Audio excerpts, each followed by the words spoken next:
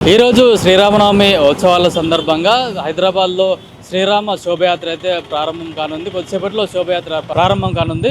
ఇది సీతారాం బాగ్ టెంపుల్ నుంచి కూడా సీతారామ శోభయాత్ర ప్రారంభం కానున్న నేపథ్యంలో హైదరాబాద్ వ్యాప్తంగా మొత్తానికి ఎక్కడికక్కడ రోడ్లు అయితే డైవర్షన్ చేశారు. అట్లాగే ఎట్లాంటి అవాంఛనీయ సంఘటనలు జరగకుండా కూడా పోలీసులు పెద్ద ఎత్తున భారీ బందోబస్తును కూడా ఏర్పాటు చేయడం జరిగింది. అంటే నిన్ననే సిపి సజ్జనార్, హైదరాబాద్ కమిషనర్ సజ్జనార్ కూడా అన్ని శోభయాత్ర జరిగే ప్రాంతాలలో కూడా స్వయంగా తిరిగి శాంతి భద్రతల ఏర్పాట్లు ఏ విధంగా ఉన్నాయనే విషయాన్ని కూడా స్వయంగా పర్యవేక్షించారు. ఎక్కడెక్కడ అవాంఛనీయ సంఘటనలు జరగకుండా అట్లాగే సున్నిత ప్రాంతాల్లో ఏవైతే ఉన్నాయో అక్కడ కూడా భారీ ఎత్తున పోలీస్ బందోబస్తును ఏర్పాటు చేయడం జరిగింది.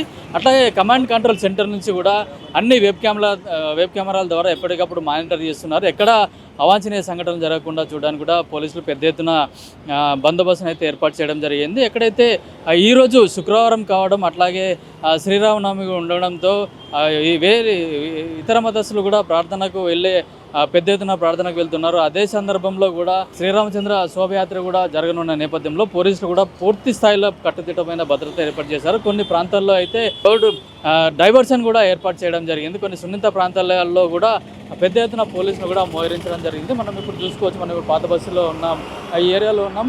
అఫ్జల్గంజ్ ప్రాంతంలో కూడా పెద్ద ఎత్తున పోలీసులు అయితే మోహరించడం జరిగింది. ఉదయం 9 గంటల నుంచే డైవర్షన్ అంటే రూట్ డైవర్షన్ కూడా ఉంటుంది. కాబట్టి ప్రయాణికులు కూడా తగిన జాగ్రత్తలు తీసుకోవాలని, రోడ్డు డైవర్షన్ ఉన్న ప్రాంతాల్లో ప్రత్యామ్నాయ మార్గాల్లో కూడా వెళ్ళాలని చెప్పేసి కూడా పోలీసులు అయితే ఒక సూచన అయితే చేయడం జరిగింది. ఎక్కడా కూడా ఎలాంటి అవాంఛనీయ సంఘటనలు జరగకుండా మేము అన్ని కట్టుదిట్టమైన భద్రత ఏర్పాట్లు చేశాము. అట్లాగే ఆ శోభయాత్రలో పాల్గొన్న వాళ్ళు కానీ అట్లాగే ప్రార్థనలకు వెళ్ళే వాళ్ళు కూడా కానీ శాంతియుతంగా ఉండాలి, ఎట్లాంటి ఉద్రిక్తతలకు కూడా లోన్ కావద్దని చెప్పేసి ఇప్పటికే పోలీసులు కూడా ఒక హెచ్చరిక అయితే జారీ చేయడం జరిగింది.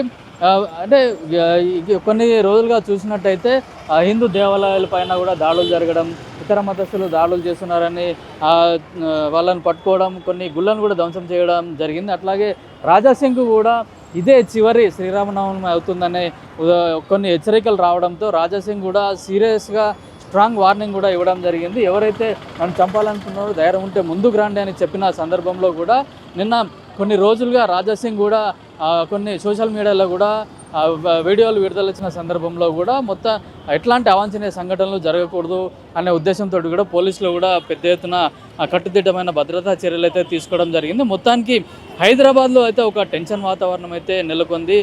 పెద్ద ఎత్తున శోభయాత్ర జరుగుతుంది. ఇంట్లో పెద్ద ఎత్తున హిందూ సోదరులు కూడా అందరూ కూడా పాల్గొంటున్నారు. అట్లాగే ఈరోజు శుక్రవారం కావడంతో ప్రార్థనకు వెళ్ళే వాళ్ళు కూడా ఉన్నారు. కాబట్టి వాళ్ళందరూ కూడా సంయమనం పాటించాలని చెప్పేసి కూడా ఇప్పటికే పోలీసులు కూడా హెచ్చరించిన నేపథ్యంలో ఎట్లాంటి అవాంఛనీయ సంఘటనలు జరగకుండా కూడా అన్ని చర్యలు తీసుకున్నామని కూడా చెప్తున్నారు. అంటే మధ్యాహ్నం తర్వాత శోభయాత్ర ప్రారంభం కానున్న నేపథ్యంలో కూడా అందరూ చాలామంది కూడా హైదరాబాద్లో ఉన్న వాళ్ళే కాకుండా ఇతర ప్రాంతాల నుంచి కూడా హైదరాబాద్కు వస్తున్న సందర్భంలో కూడా అందరూ కూడా తగిన ప్రత్యామ్నాయాన్ని ఏర్పాటు చేసుకోవాలని చెప్తున్నారు. పార్కింగ్ కూడా మేము సూచించిన దగ్గరనే కూడా పార్కింగ్ చేసుకోవాలని చెప్తున్నారు. అట్లాగే పురాణాపూల్ నుంచి కూడా మరొక శోభయాత్ర ప్రారంభమై అట్లాగే